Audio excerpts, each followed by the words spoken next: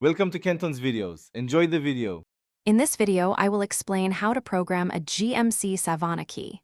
We'll cover both ignition keys and remote fobs, helping you understand the different methods available. Programming a new key can seem daunting, but many procedures are straightforward. By following these steps, you can potentially save yourself a trip to a dealership or locksmith and get your new key working efficiently. Before you begin, it's crucial to have your new key blade cut by a professional locksmith or dealership. Next, identify if you're programming an ignition transponder key, which starts the engine, or a remote key fob for locking and unlocking doors. Some procedures require all existing keys to be present, so gather them beforehand. Also, be prepared to dedicate about 30 to 35 minutes, as some programming sequences are timed.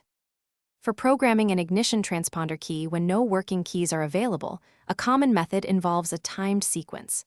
Insert your new, cut key into the ignition and turn it to the on position. The security light will come on and then turn off after approximately 10 minutes.